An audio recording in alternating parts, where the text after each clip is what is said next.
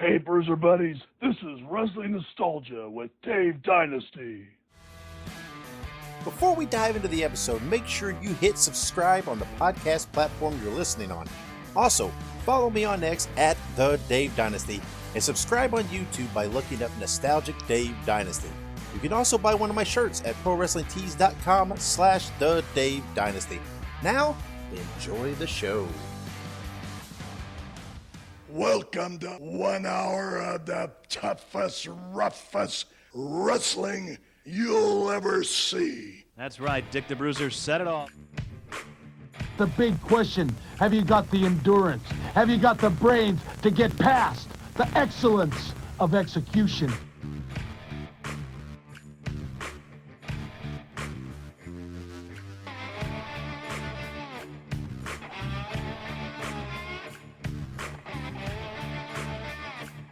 The reason why Axe and myself were put on this earth is to demolish people. Bobby Heenan, that is a very good-looking sport coat you've got on. Yeah, and I paid for mine. Mine isn't government issue.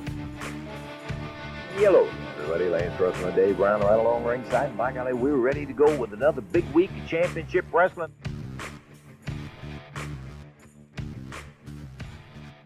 Greetings, wrestling fans, and welcome to Wrestling Nostalgia. I am Dave Dynasty, and we are back. I apologize for the long break between episodes. What turned into a holiday break ended up getting prolonged a little bit, and I apologize, but we are back in business with a new episode. How's everybody doing out there? I hope you're doing well. I hope you had good holidays. And let's get back to Wrestling Nostalgia. This episode, we are remembering Bob Boyer, better known in the WWA as Chief Bobby Bold Eagle. He passed away on January 4th, and joining me to discuss Boyer's career will be friend of the show, John Lawson. So let's take a quick break, and when we come back, we will remember Bob Boyer. Filsinger Games is a tabletop cards and dice game company that has enjoyed success for over 3 decades. Their first game was Champions of the Galaxy and was released in 1986. Champions of the Galaxy is a tabletop game that features professional wrestling over 100 years in the future. Humans, aliens, and monsters battle in the Galactic Wrestling Federation for belts. Legends of Wrestling features officially licensed wrestling cards featuring stars like Ted DiBiase, Jimmy Snuka, Harley Race, and many, many more, including game sets for independent promotions. Each match takes place in real time. The action is fast and furious, and all the things that happen in pro wrestling, like cage matches, outside interference, 3-man tag matches, they also happen in the games. You have the opportunity to run your own wrestling promotion involving either real life stars or fictional characters of the future, or you can mix and match both. Visit filsingergames.com for more information and to order the games today. That is Filsinger Games, FILSINGERGAMES.com to order now. If you like horror movies, be sure to check out Dave Dynasty and Ike Isaacs on the Listen to Their Screams horror podcast. It is available on all podcast platforms and on social media at Listen to Screams. That is Listen, the number 2, and Screams. Well, today, Dave, we're here to talk about the passing of a longtime Midwestern and more specifically WWA Indianapolis wrestler, Bob Boyer, who was better known as Chief Bobby Bold Eagle for a large part of his career. And he passed away on January 4th, 2026 at the ripe old age of 93 years. Yeah. And in looking at the Wikipedia list, which we know that has to be correct, he would have been, I believe, the 5th oldest living wrestler at the time of his passing. Yeah. And looking at the ones that are ahead of him on that list, I wasn't really familiar with them. There was a guy named Bill Verna that was Australian and also wrestled in Britain. That's number 1 on the list at either 96 or 97 years of age. Samson Burke, a Canadian wrestler. He's 95. Octavia Goana Jr., Mexican wrestler at 94. And then in fourth place, a guy named Hank Garrett, who's probably better known for being on the TV show Car 54, Where Are You, from what I'm reading about him. But he did wrestle for a while, but he was a little bit older than Bold Eagle at 94 years. And now the current fifth place is somebody I'm familiar with, Nick Kozak, who wrestled all over the United States.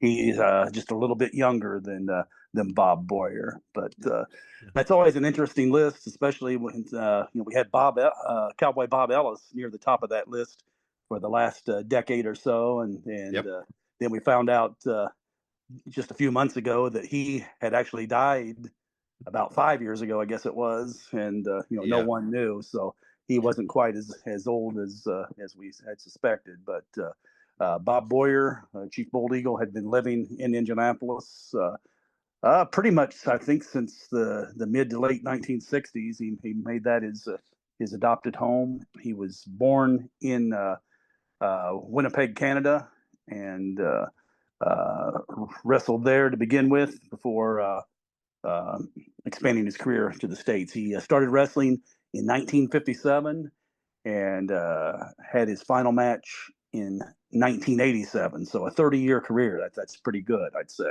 Yeah, and like a lot of guys from his era, he's very underappreciated. I'd say so. Yeah, so, definitely. Well, yeah, because a lot of quite a bit of his prime work is pre-video, the prominence of video. That's right. So you really had to have been living in one of his territories that he worked in to know him. He got a little bit of magazine coverage, of course. Sure.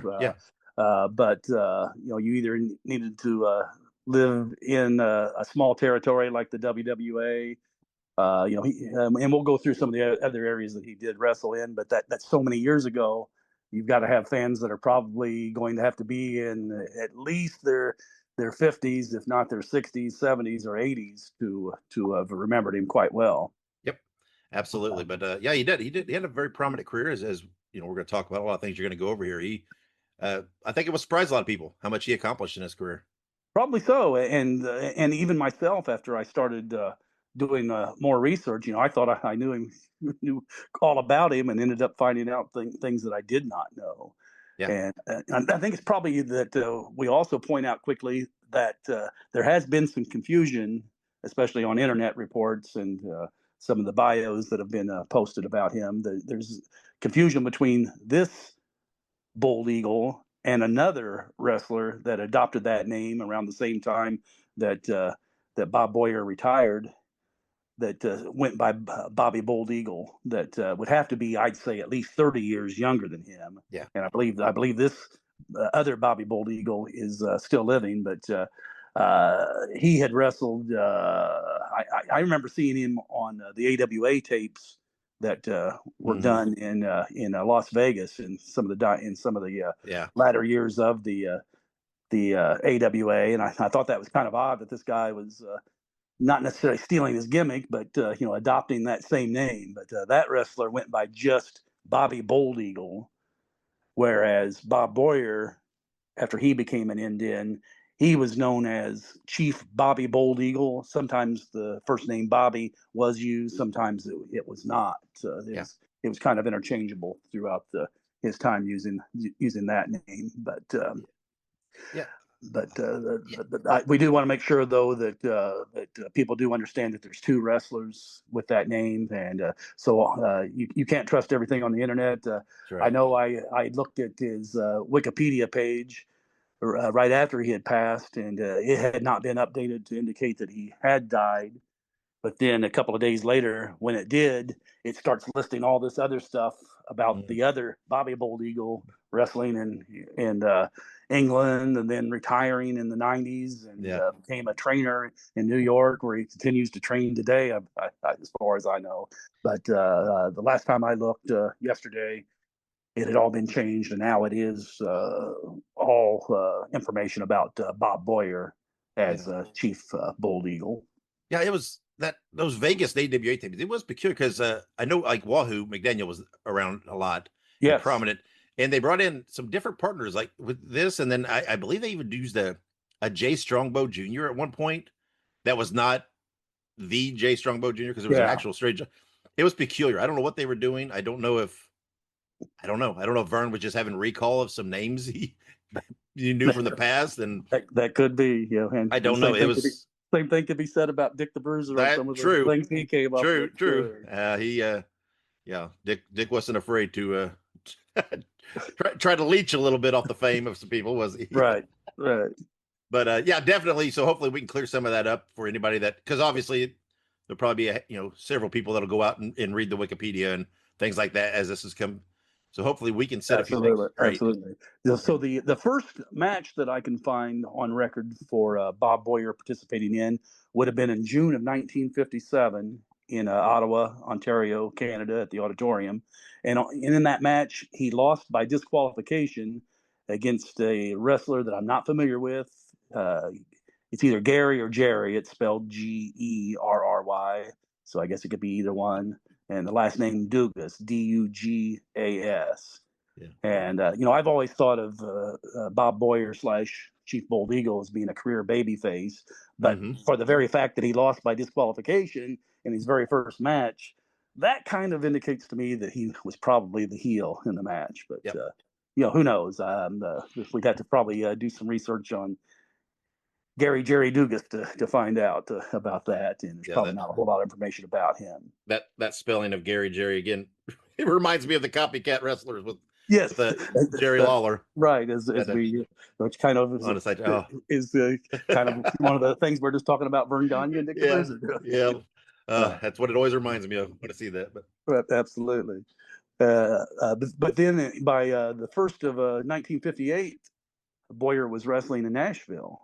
And I found there that there was a result where he participated in a whopping 7-man battle royal that was won by a future rival of his in Indianapolis, Don Fargo. But that match also had Jackie Fargo in it and Chief Kit Fox. So that might have been his introduction to just what an Indian wrestler might look like and might behave in a wrestling ring, that he when he adopted that persona 15 years later. I was curious. And I don't know if maybe his kids know or what, but why he did adopt that gimmick later, and what caused that? We'll get to that. I'm sure that's something though that came out of the WWA to kind of move him up the card. He'd been a preliminary wrestler throughout the 60s when he would come into Indy, but by the early 70s we had Billy Red Cloud. That's right. It does sound like a Bruiser repackage, and that allowed them to be a tag team, which elevated Bob Boyer up to a higher spot on the card, and it created a pretty popular tag team, and we'll be talking about them a little bit later too. But in the 50s, Boyer also wrestled, still as Bob Boyer, his real name, in Alabama, which was a territory he kind of ventured into a number of times over the decades. The Carolinas, he was in and out of there, and also Virginia. But by 1960, believe it or not, he was working in the New York area. So that would have been for Vincent J. McMahon, and what would have been the precursor to what would be known as the Worldwide Wrestling Federation, and now known as the WWE. And he appeared throughout the Northeast and faced big names at the time. Killer Kowalski, and not Big K, Stan Kowalski, that wrestled in Indianapolis, but the real Killer Kowalski, Arnold Skaaland, the Fabulous Kangaroos, and the Tolos brothers. A lot of those were TV tapings, but he also wrestled on the live cards in that territory. And he would appear in the Northeast and the New York territory throughout the 1960s. So I wasn't really aware that he had probably 3 or 4 different stints there until I started doing all this research about him. Yeah, and again, that's a prominent position. Absolutely. So it's, again, very, pre-video, or at least, an abundance of video. So again, it's a lot of things he accomplished that are surprising, because we don't see video. We don't have video. There's not a lot out there. And it's pretty remarkable. That's a prominent thing to be wrestling, a position to be in. Right. In the early 60s, in 1961, he was in St. Louis wrestling Buddy Rogers on TV that summer, and this would have been just weeks before Buddy Rogers became the NWA champion when he beat Pat O'Connor in Chicago in front of the big crowd at the baseball stadium. So that's another high-profile match that he had. From there, I ended up finding that he was working in Iowa, and I found a really what I felt was a strange result. He teamed with Harley Race in a handicap match. So they were the two-man team, which usually means that's the lesser team to put over the one guy. But it was up against a wrestler known as the Vulture, somebody I'm not familiar with at all. but that would have been fairly early in Harley Race's career as well. But I would have thought, though, at least by that point, he would have been on an upward swing in the area. But that would have been what would have had to have been considered part of the Central States, where Harley, that was basically his home base. Would love to know more about the Vulture. there has got to be a great story there. There has to be, whether he was masked or not, or had wings that he wore to the ring. We do not know. That may be lost to history. Maybe, But Boyer would go in and out of the Central States for a few years, and then he ended up in the Northwest and was wrestling in Portland. I wasn't familiar with him working there, but he did pretty well there.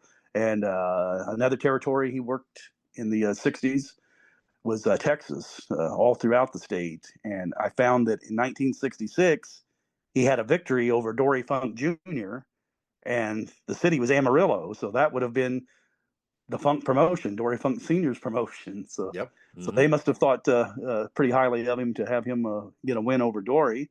And also during that time, I found where he had tag team matches where Boyer was teamed with Terry Funk. So whether or not the match with Dory was face versus face, or they were flipping Boyer back and forth. I don't think Terry was a heel during that time, but I don't know for sure about that. That would be a different story. But the earliest I could find Bob Boyer wrestling in Indiana would have been in the summer of 1967.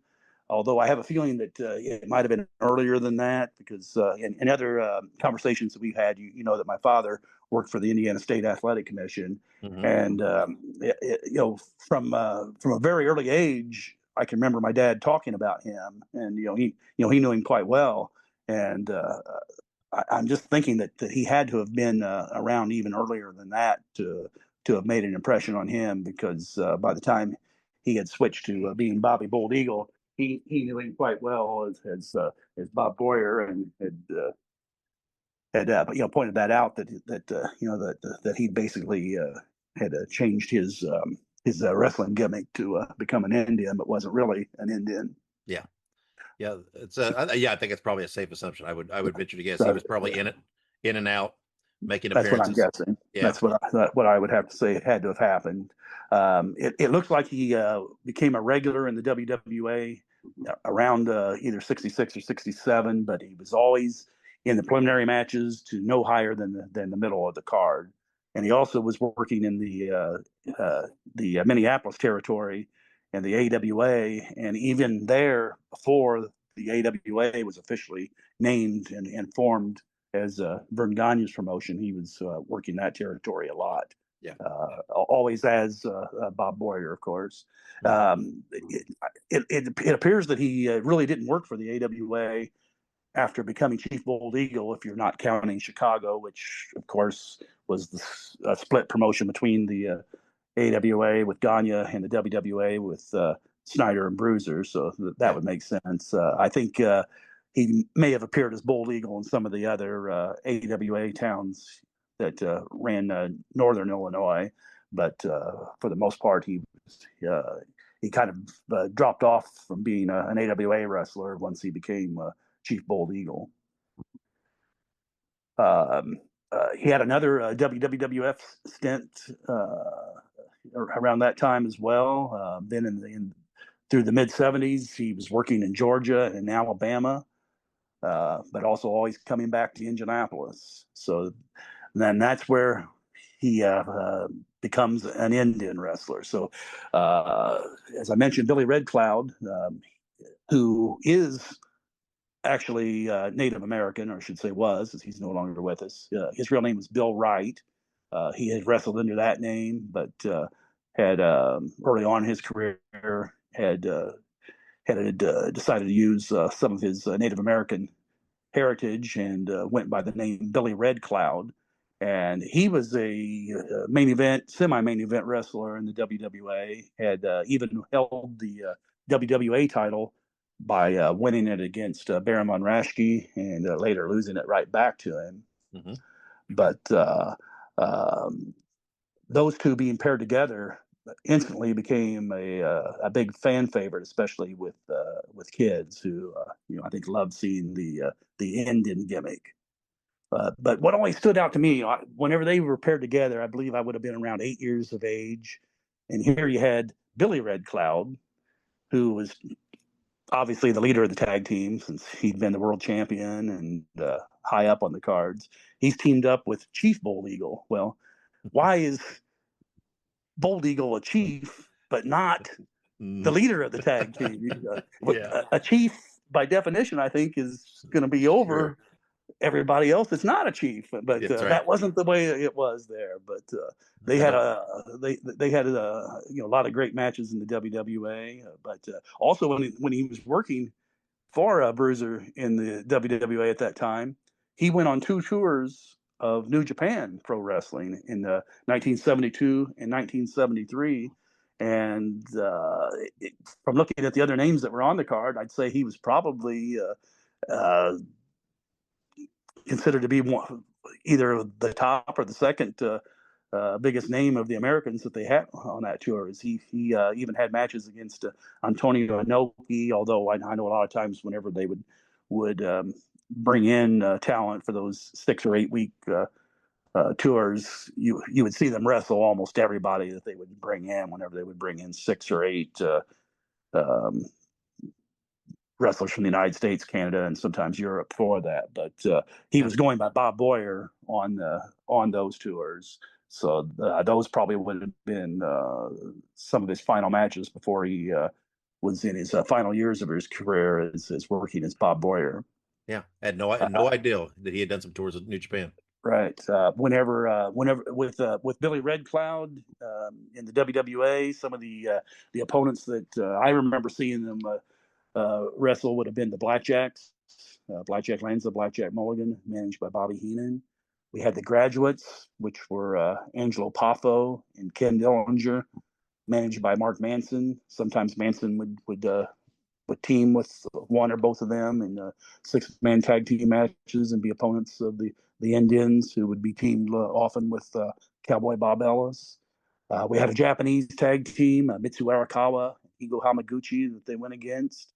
And also the Beast and the Wolfman, who were well known in Canada. Mm-hmm. The Beast, that was his name here, but I think in Canada and most other territories, he was probably better known as the Bear Man, Dave McKigney. He's the one that, of course, had the Wrestling Bears. Yep. And he also promoted his own shows in Canada that used a lot of the WWA talent that included Red Cloud, Bold Eagle, and I think they were using them at the top of their cards. But we had a lot of our other guys that went there too. I remember Bobby Heenan and Jimmy Valiant worked for him as well. Yeah. But and then at this time period, it reminds me of something that happened in 1972 when I got to see Boyer perform as both Chief Bold Eagle and Bob Boyer in the same night. And it was all because the assigned referee did not show up for the card. So this would have been the fall of 1972 in my hometown of Terre Haute. We had not had wrestling in over 4 years here. In the kind of mid to late 60s, they were having trouble drawing crowds. We didn't have local TV. The TV had to be picked up out of Indianapolis off of an antenna. As cable hadn't come yet by that point. But by the fall, our local promoter Ralph Hamilton, who was also a referee in Indiana for Bruiser, and had also been a professional boxer earlier on in his career. He was the local promoter, and I remember that all the shows that during that time started at 8:30 p.m. And I'm there with my dad. I'm just a youngster, but he's working there for the athletic commission, and he'd let me know that the referee wasn't there yet, and they weren't really sure what they were going to do, and it's getting closer and closer to bell time. But also, I guess because we hadn't had wrestling in Terre Haute for so many years, there were fans that just kept pouring in to the National Guard Armory downtown, and they were still coming in at 8:30, and they were adding chairs to ringside to accommodate them, since it was a bigger crowd than expected. One of the few things that rare things that happens in pro wrestling. Yeah. But they were also stalling, thinking that the referee's going to show up because, of course, no cell phones during that time. And nobody had heard from whomever it was. I'm not sure who it was that was supposed to be there, but ended up they finally realized is probably about 8:45, getting close to 9 o'clock, that the referee wasn't going to be there. So they basically drafted Chief Bold Eagle to become the referee. Now, before the matches had started, Bold Eagle was already in his gear. He was going to be in the semi-main event in a tag team match, but he'd already had his face paint on that he would wear. He used to wear these leather strap things on his wrists and his legs that had for lack of a better term, jingle bells on them. So every step he would make, you would hear that, and I think he knew that would attract fans. But he always liked to come out and be amongst the crowd before matches would start, or even while other matches are taking place. He would stand in the back and watch them. And if fans wanted to come up and talk to him and get an autograph, he was very accommodating to that. So he's there. I'd already seen him for at least a half an hour or more, dressed up as Chief Bold Eagle, and they decided that he would be the referee for the opening matches, because Ralph Hamilton, although he is a referee, he wanted to have his actual gear before he went into the ring to referee. So you're a former wrestler. Isn't there a rule that if you're a wrestler and you're going to a card, whether you're booked or not, what is that rule? Oh, you always have your bag, always have your gear. Yeah, you always have your gear. Now, maybe that doesn't apply to referees. I don't know. Yeah, you'd think it would, but Ralph didn't want to apparently go into the ring without having his gear. So he sent his wife to get that while he's working there, because he's not only being the promoter, he's also running the concession stand, because that's where you can make your real money at a lot of these cards.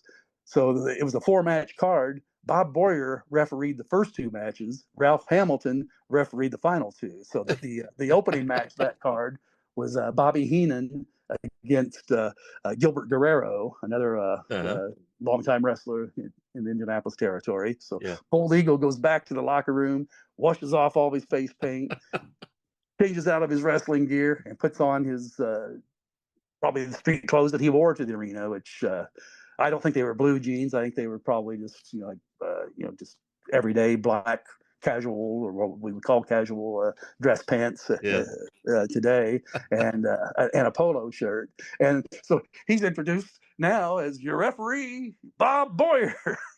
and again, I'm only 8, so I don't really probably know the difference between a great referee and a poor one, but I think he did a fine job. I don't remember seeing anything being out of whack there. He didn't get knocked down. He didn't trip any wrestlers. Didn't miss anything. But he refereed that match, as well as the second match that had Higo Hamaguchi against Cowboy Bob Ellis.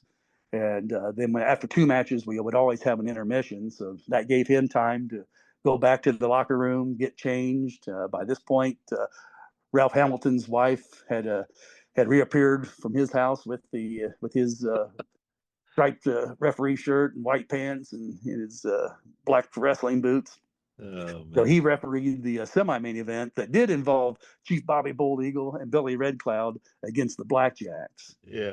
So of course that meant Bobby Heenan was working a second time now as a manager, and then the main event was Baron von Raschke, managed by Bobby Heenan, against Wilbur Snyder.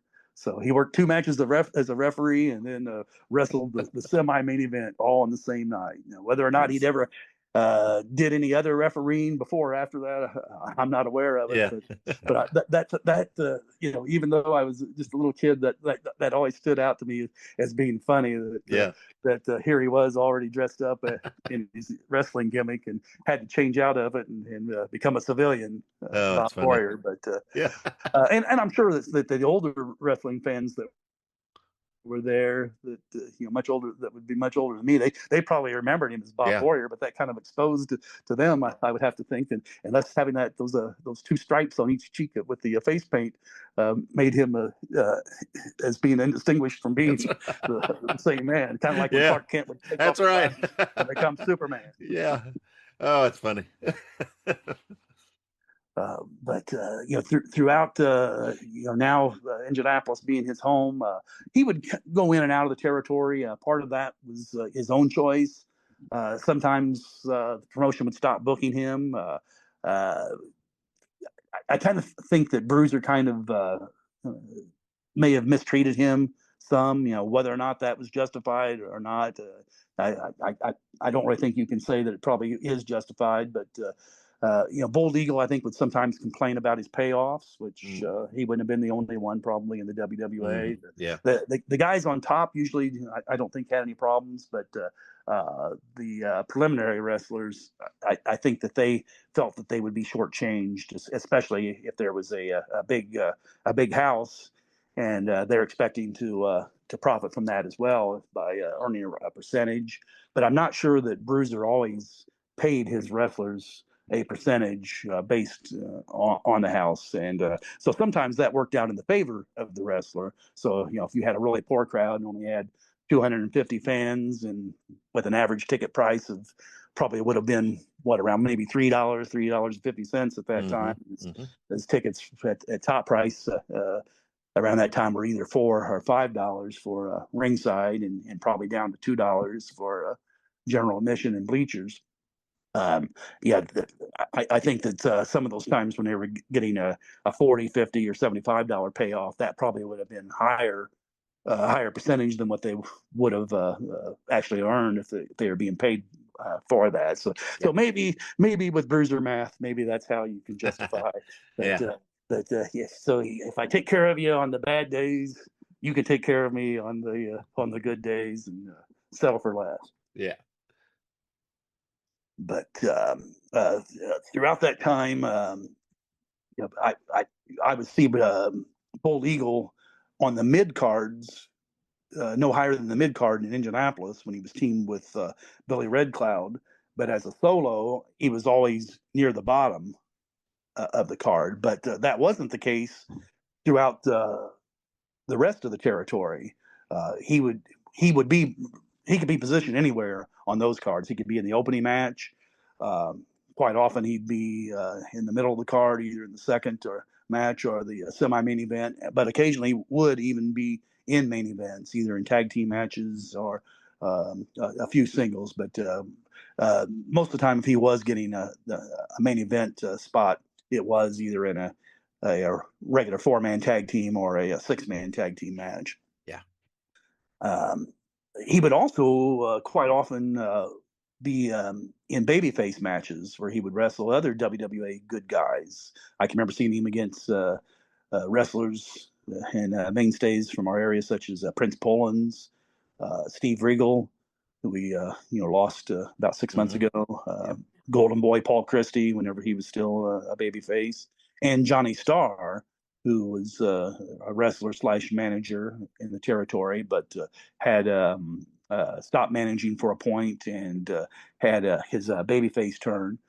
He had wrestled Bold Eagle, and I can remember one particular match that had Bold Eagle against Starr, and this was where Starr had just turned babyface, and the fans weren't really trusting him, but he wrestled the whole match as a babyface, and it was a 15-minute time limit match, and the way it would go back during that time, we would always have the times announced after 5 minutes, after 10 minutes, and then it would usually be every minute thereafter until you got down to that final minute, and you'd have the had the 45-second announcement, then the 30-second announcement, and then 15, then at 10.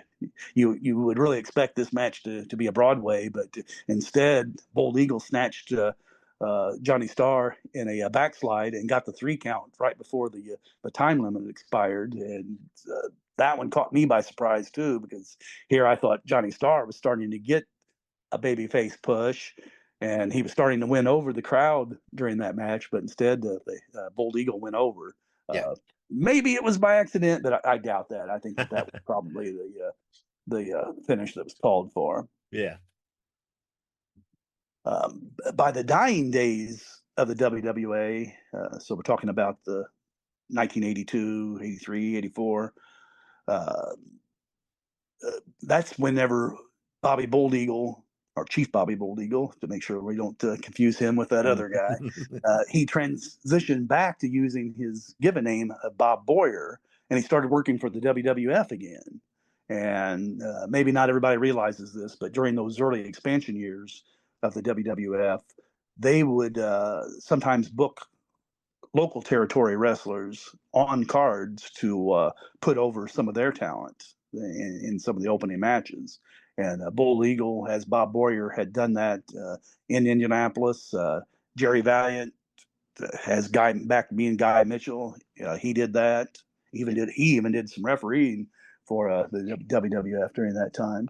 But Bold Eagle did that, and also appeared on WWF tapings in both St. Louis and the traditional Northeast, wrestling as Bob Boyer. Because at this time, St. Louis was kind of like it is the gateway to the West. It was almost like a Western division of the WWF, where they were doing TV tapings there, I think, like every month. Yeah.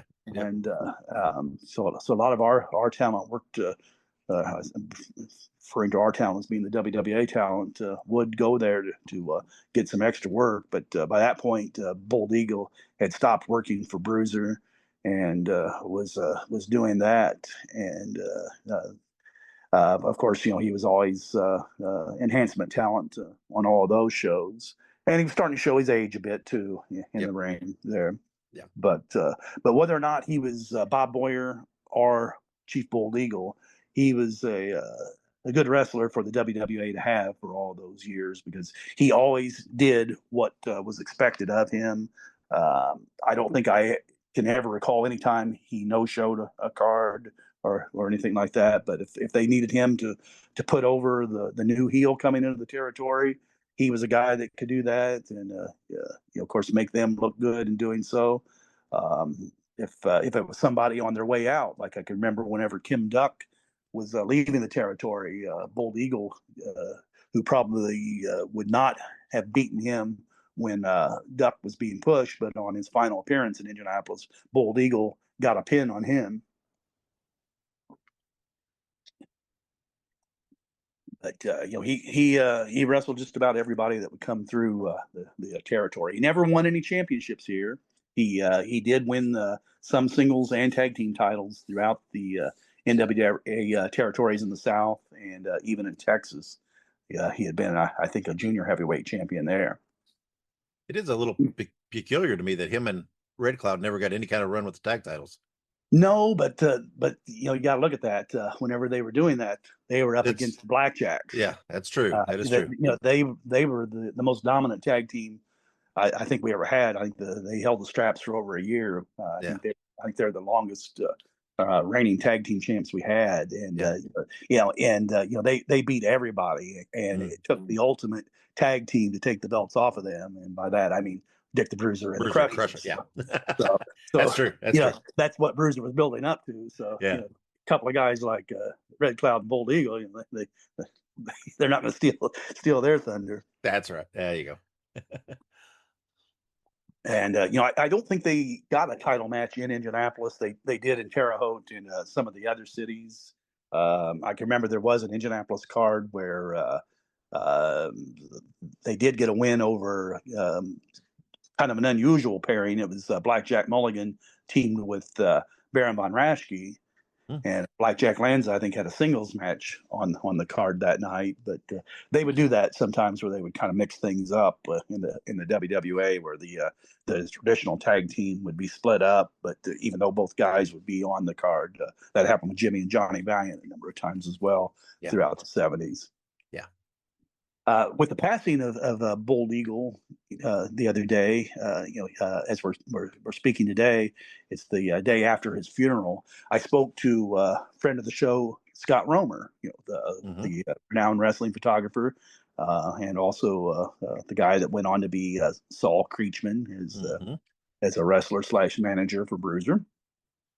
He told me that he used to travel with Bold Eagle in the 70s and 80s. He would be his driver to take him to some of the shows, so that way Bold Eagle could sleep while he did the driving. But Scott also told me a few things about him that I wasn't aware of. That he'd been involved in 2 auto accidents that had resulted in the deaths of the people that were in the accident with him. One involved a bicycle that apparently had no reflectors or lights on it, and had the bicyclist had rode their bike into his path and was struck and unfortunately passed away. And then after that, a few years after that, there was a motorcycle that had crashed into a car driven by Boyer, and unfortunately resulted in their death as well. So, that would have to be tough to weigh on your mind. Even if you're if you're at fault or not at fault, it's going to be something that's going to stick with you. Yep. But Scott was able to attend his memorial, and on Facebook he's posted pictures that he took of some of the memorabilia that was on display, and I found that very interesting. There was a framed ring jacket with his name Bob Boyer embroidered on it. So that would have been, from the looks of it, I'd say probably something that he probably was using either in the early 50s or the early 60s, but would have been an expensive jacket, I'm sure, at that time. Yeah. And he also had a lot of his Indian memorabilia that he would use either coming to the ring or doing the TV tapings of interviews. He would have tomahawks and some of that. But missing from that, though, was the drum that he used to occasionally bring to the ring in the early 70s. But I have a feeling that probably either got worn out or maybe lost in the shuffle at some point, because by the mid 70s, he wasn't using that anymore, but he sometimes beat a drum before he would come to the ring. Yeah. But what I found is the most interesting piece of memorabilia there was on display one of the Gulf Coast tag team title belts. So that would have been from the Alabama territory, I'm guessing. Yeah, I saw that. And I cannot find any record of him being that champion. So how he ended up with that belt, I don't know. Did he perhaps win it and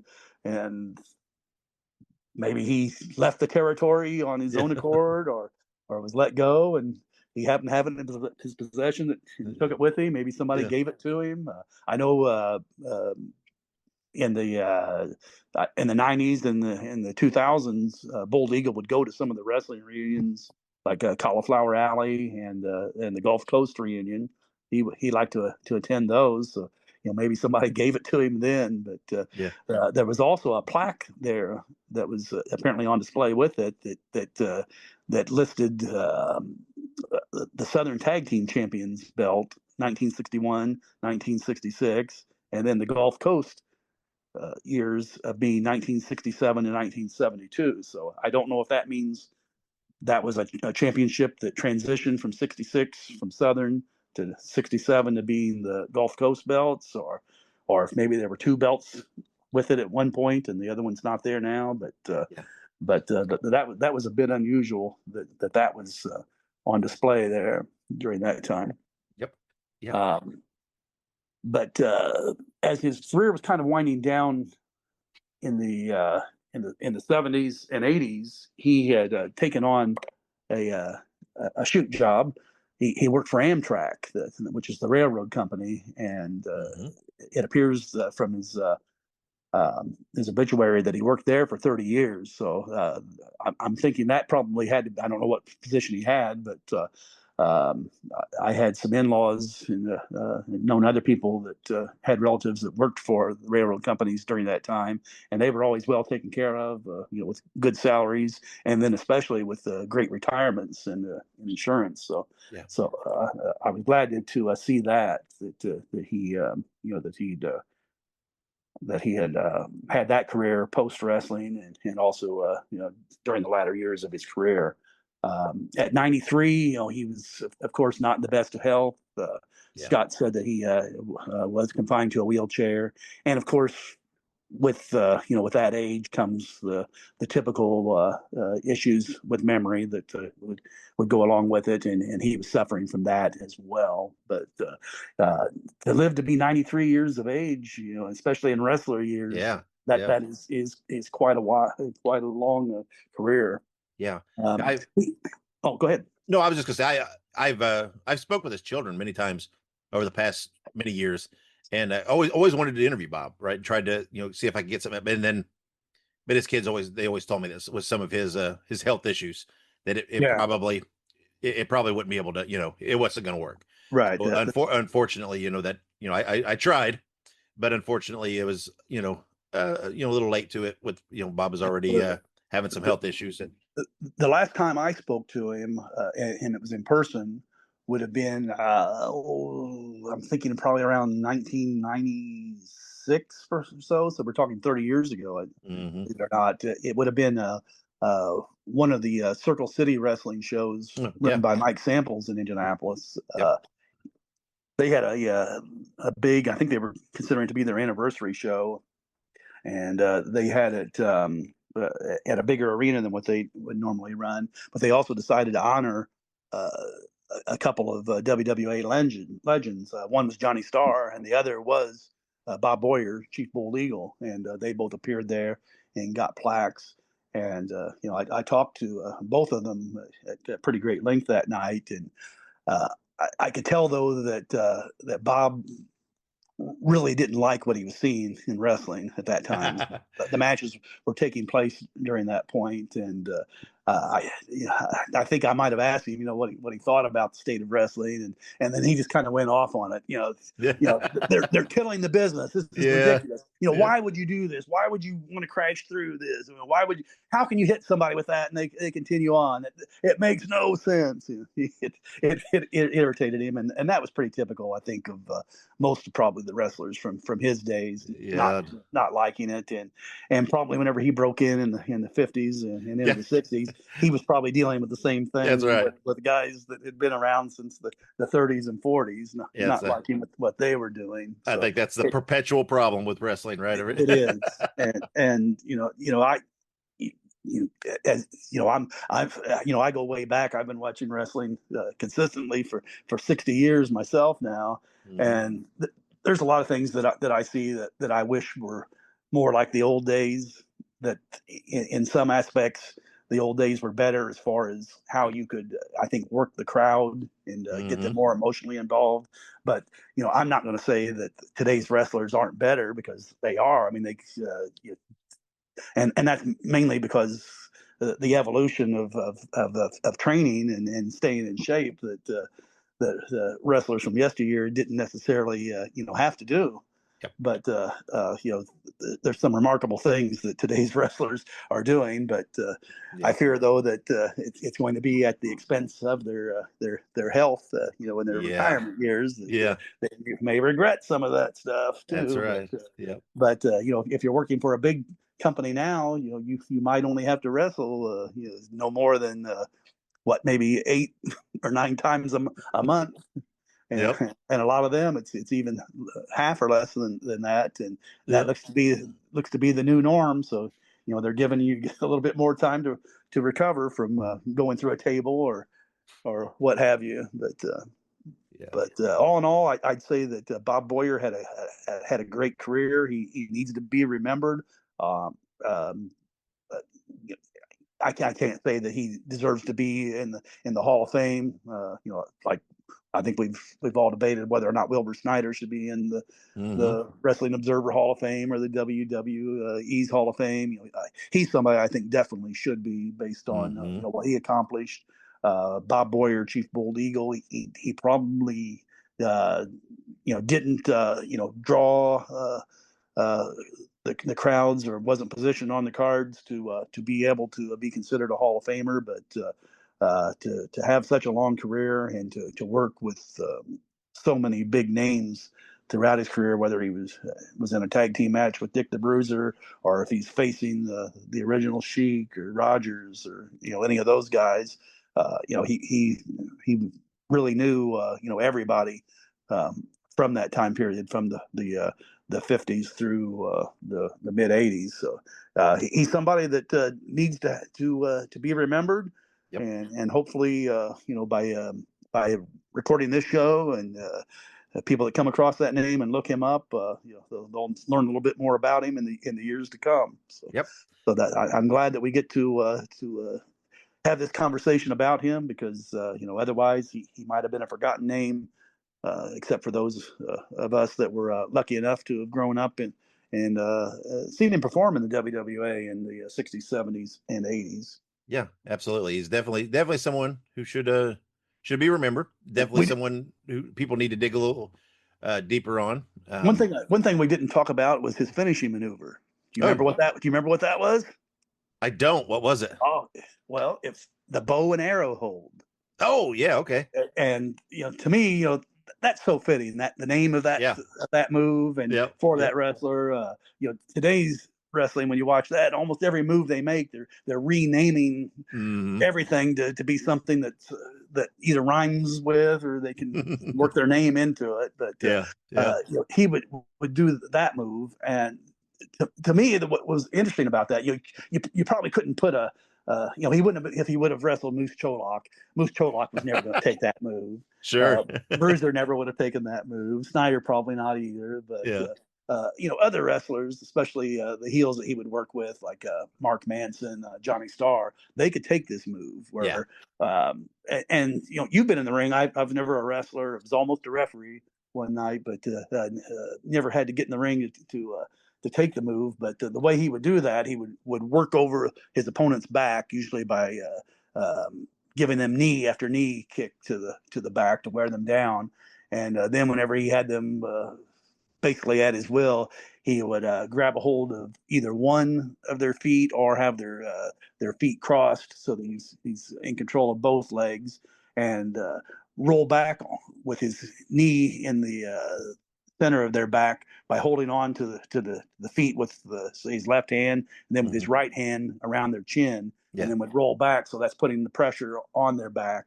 Yep. And usually within a few seconds, the wrestler's waving off and submitting to him. Yeah.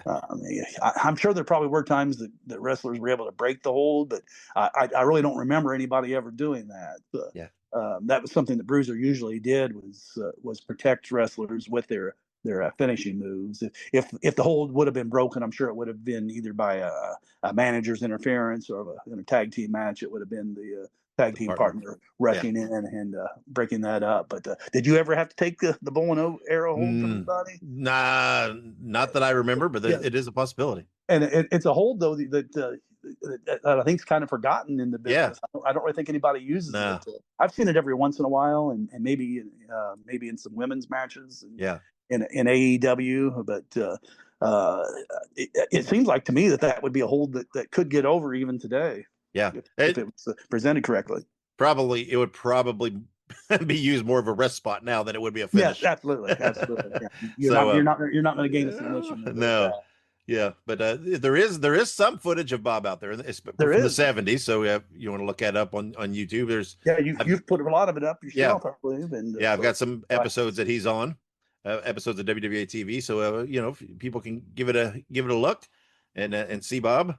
But obviously want to send the condolences out to his family, his kids, and everybody that knew him. And but we wanted to come on here and honor him a little bit, talk about his career, and shine a light. That's the purpose, right? To help remember, and as we can do. And John, I thank you for helping with this and doing these notes and coming on and talk about him. Because you saw, a big chunk of his career in Indiana firsthand.